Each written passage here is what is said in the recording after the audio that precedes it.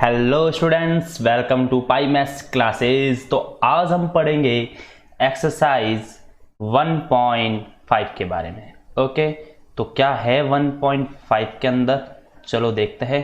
तो आज हमारी जो इंट्रोडक्शन होगा वो होगा एक्सरसाइज 1.5। ठीक है, 1.5 एक्सरसाइज जो है उनके बारे में आज हम डिस्कशन करने वाले हैं। तो इसके अंदर हमको पढ़ना है कॉम्प्लीमेंट ऑफ सेट ए। तो क्या है कॉम्प्लीमेंट, एक सीधे से एग्जाम्पल के थ्रू इसको समझते हैं, फिर इसकी हम डेफिनेशन की तरफ चलेंगे।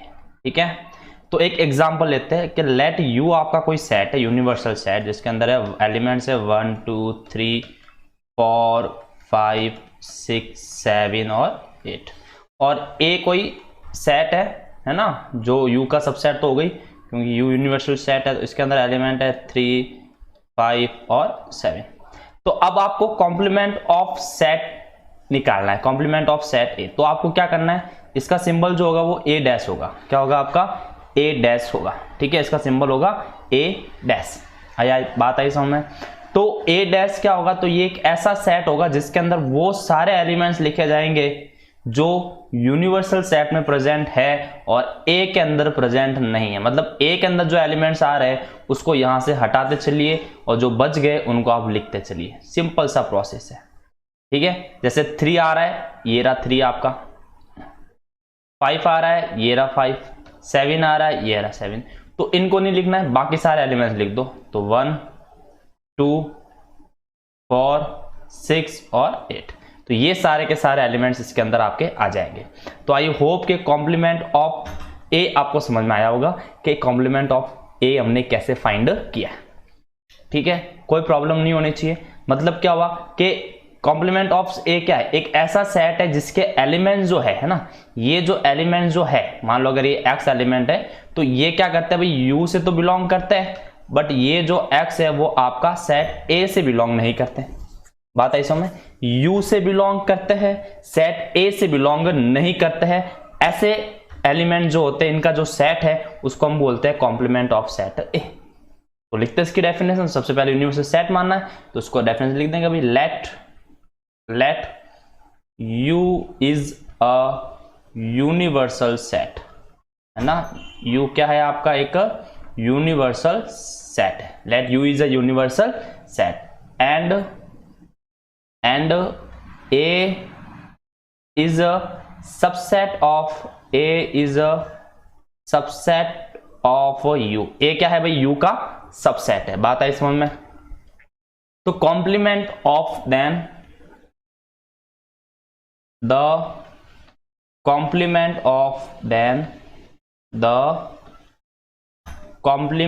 of set क्या होगा भाई, is the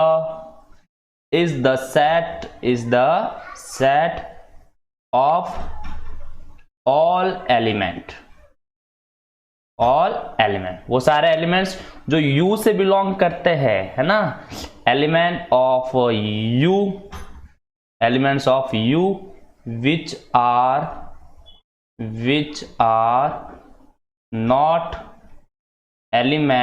which are not element of set A।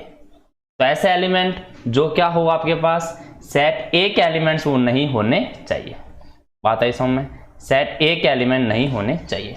तो इसको हम रोस्टर फॉर्म में अगर लिखना चाहे तो हम ऐसे लिखेंगे, x such that x is belong to u and x is not belong to set A।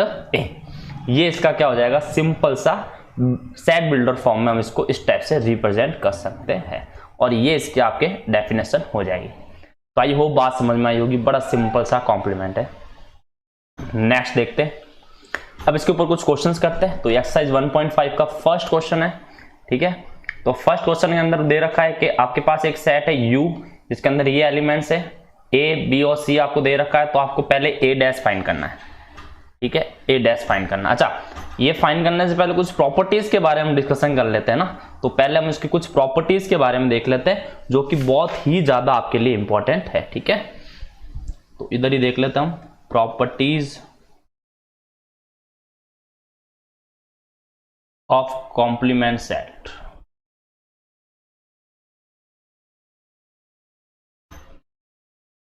ठीक है, क्या है भाई इसके अंदर, तो देखते हैं। तो सबसे पहला इसके अंदर ये प्रॉपर्टी है कि अगर आपको ए और आपके पास एक है कॉम्प्लीमेंट ऑफ सेट ए, ठीक है, अगर इसका आपको यूनियन निकालना है तो सीधी की सीधी बात क्या होगी, वो आपका यूनिवर्सल सेट ही आएगा, ठीक है, यूनिवर्सल सेट ही वो आना है, कोई दिक्कत ही नहीं है। सेकंड क्या है भाई, वही है कि अगर आपके पास ए और कॉम्प्लीमेंट ए है और इनका इंटरसेक्शन निकालना है तो कुछ भी कॉमन नहीं आएगा, क्योंकि इसके सारे एलिमेंट्स ए में तो प्रेजेंट होंगे ही नहीं, तो कुछ भी एलिमेंट नहीं आएगा तो एक नल सेट आएगा, ठीक है। थर्ड आपका पास क्या है कि अगर पास कॉम्प्लीमेंट ए है और इसी का अगर आप कॉम्प्लीमेंट निकाल रहे हो तो वो सेट ए के इक्वल ही आएगा, क्या आएगा, वो आपका सेट ए के इक्वल ही आएगा। आई होप बात समझ में आई होगी, ठीक है। नेक्स्ट 4 आपके पास क्या है कि अगर आपके पास आपने फाइंड किया है ए यूनियन बी, क्या फाइंड किया है, ए यूनियन बी, और फिर आप इसका कॉम्प्लीमेंट निकाल रहे हो, क्या निकाल रहे हो, ए यूनियन बी निकाला और इसका वो कॉम्प्लीमेंट निकालो, और या आप ए कॉम्प्लीमेंट ए और कॉम्प्लीमेंट बी आप फाइंड करो और उनका इंटरसेक्शन निकालो, ये दोनों हमेशा इक्वल ही आएंगे, मोस्ट इंपॉर्टेंट चीज है, ठीक है। एक और इसी की तरह है, क्या है कि अगर आपने ए इंटरसेक्शन बी का अगर आपने कॉम्प्लीमेंट दिया है, ठीक है, तो वो किसके इक्वल हो जाएगा, वो हो जाएगा ए डैश यूनियन बी डैश, ए डैश यूनियन बी डैश हो जाएगा, ठीक है। इसको हम बोलते हैं डी मॉर्गन्स लॉ, क्या बोलते हैं इसको, डी मॉर्गन्स लॉ, इसको बोलेंगे D Morgan's law. I hope बात समझ में आई होगी, बड़ा सिंपल सा कोई लॉजिक है।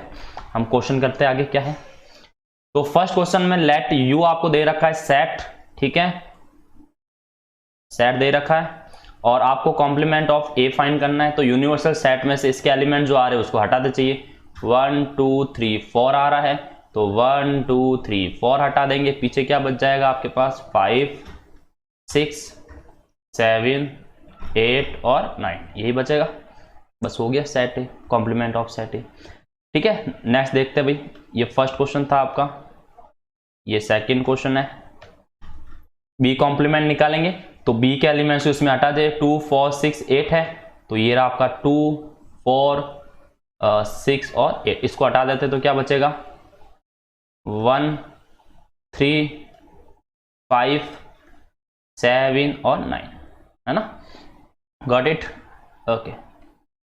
Third part is A intersection C का कॉम्प्लीमेंट निकालना है, तो पहले हम ए इंटरसेक्शन सी निकाल देते हैं ना, पहले क्या निकाल, ए यूनियन है, सॉरी ए यूनियन सी निकाल देते हैं, तो यूनियन का मतलब सारे एलिमेंट्स लिखना जो ए और सी में कॉमन एलिमेंट को एक ही बार लिखना है, तो 1 2 3 4 इसके अंदर है 3 4 5 6, यानी 1 2 आ जाएगा, फिर आपके पास 3 और 4 आ जाएगा, इसमें वापस 3 4 आए, लिखने नहीं है, फिर आगे लिख देंगे हम 5 और 6। अब इसका आपको क्या करना है, यूनियन निकालना है, मतलब कॉम्प्लीमेंट निकालना है ना, ए यूनियन सी आ गया, अब इसका आपको कॉम्प्लीमेंट निकालना है, तो ये जो एलिमेंट्स है उसको आप पहले इसको थोड़ा सा इसको रफ कर देते हैं ताकि हमको प्रॉब्लम ना हो सॉल्व करने में, ओके। तो 1 2 3 4 5 6 यहां तक आ रहा, तो 7 8 9 बच जाएगा, ठीक है, तो इसका आंसर कितना हो जाएगा आपका 7 8 और 9, तो पहले हम इसका यूनियन निकाल दिया और फिर इसके अंदर आप ऐसा कर सकते हैं, ठीक है। फोर्थ क्वेश्चन, फोर्थ के अंदर आपको पूछा है ए यूनियन बी और इसका आपको पूछा है कॉम्प्लीमेंट, तो पहले हम ए यूनियन बी निकाल देते हैं, इधर ए यूनियन बी, क्या आएगा भाई, ए यूनियन बी, तो ए के अंदर एलिमेंट है 1 2 3 4, लिख देते हैं 1 2 3 4, फिर 6 8 आ जाएगा, 6 और 8। अब इसका कॉम्प्लीमेंट निकालेंगे तो 1 2 3 4 6 8 कैंसिल हो जाएगा, तो पीछे क्या बचेगा, देखो 5 बचेगा एक, तो ठीक है 5 बच गया और 7 बच गया और 9 बच गया, ये बचेंगे, तो ये लिख देते हैं 5 7 एंड 9, तो ये हो जाएगा आपका ए यूनियन बी का कॉम्प्लीमेंट। आई बात समझ में, फिर तो देख लेते हैं, इसने क्या पूछा है भाई, ए डैश यानी ए कॉम्प्लीमेंट का कॉम्प्लीमेंट निकालना, तो ये सेट ए के इक्वल आएगा, चेक कर लेते भाई आ रहा कि नहीं आ रहा, तो सबसे पहले हम ए कॉम्प्लीमेंट ए निकालेंगे, ठीक है, तो इसके अंदर ए कॉम्प्लीमेंट आपका निकला हुआ, क्या निकला हुआ भाई, 5 6 7 8 और 9 ये आया हुआ। अब आप इसका कॉम्प्लीमेंट निकालोगे तो अब ये जो एलिमेंट है जो इसके अंदर, उसको कैंसिल करो। तो 5 6 7 8 5 6 7 8 9 नहीं लिखना है, तो एलिमेंट्स क्या बचेंगे आपके पास 1 2 3 और 4, और ये किसके इक्वल है, सेट ए के इक्वल है। आई होप छोटी सी बात है समझ आई होगी। क्वेश्चन 6 देखते हैं क्या लिखा हुआ भाई, बी माइनस सी का आपको कॉम्प्लीमेंट लेना। तो पहले बी माइनस सी फाइंड करो। बी माइनस सी का अंदर मतलब है एलिमेंट सारे बी के लिखने हैं, जो कॉमन एलिमेंट है उसको हटाते जाइए, मतलब जो सी के अंदर एलिमेंट्स उसको हटाते जाए। तो सी के अंदर एक 4 आ रहा है, ये हटा दिया, एक आ रहा है 6, ये हटा दिया, तो एलिमेंट क्या बचे, 2 और 8 बचे। तो 2 और 8 इसके अंदर आ जाएगा। अब इसका जब हम क्या निकालेंगे कॉम्प्लीमेंट, तो 2 और 8 आपको नहीं लिखना है इसके अंदर, 2 और 8 को नहीं लिखना, बाकी सबको लिख सकते हो। तो लिखेंगे तो क्या होगा भाई 1 3 4 5 6 7 और 9, ये आ जाएगा आपके पास। तो b माइनस सी का कॉम्प्लीमेंट ये हो जाएगा 1 3 4 5 6 7 9। आई होप बात समझ में आई होगी। Okay, got it. Next question, second question है, इफ यू आपके पास दे रखा है A B C D E F G H, find the complements of the following sets. तो आपको इसका कॉम्प्लीमेंट निकालना है, तो ए का निकाल देते हैं। तो क्या होगा भाई, ए कॉम्प्लीमेंट ए बी सी को इसमें हटा देते हैं, तो क्या आ जाएगा आपके पास डी ई एफ जी और एच, ये आएगा। ओके, बी का निकाल देते हैं, डी ई एफ जी हटा देते हैं, डी ई एफ जी हटा देते हैं, तो क्या आ जाएगा आपके पास ए बी सी और डी। फिर सी डैश निकालते हैं, तो ए सी ई जी हटा देते हैं, ए सी ई जी ये हट गया, तो क्या बचा बी डी एफ और एच बच गया। अब निकाल देते हैं डी डैश, तो डी डैश क्या हो जाएगा एफ जी एच है ना।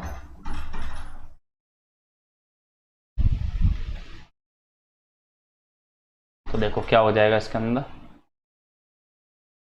एफ जी एच ए, तो एफ जी एच और ए इसको हटा देते हैं, तो क्या बच जाएगा बी सी डी और ई, ये हो जाएगा। ठीक है, तो ये हो गया आपके पास क्वेश्चन नंबर 1 और 2 कंप्लीट। आई होप कि आपको जरूर समझ में आया होगा। ठीक है, नेक्स्ट वीडियो में नेक्स्ट क्वेश्चन देखेंगे।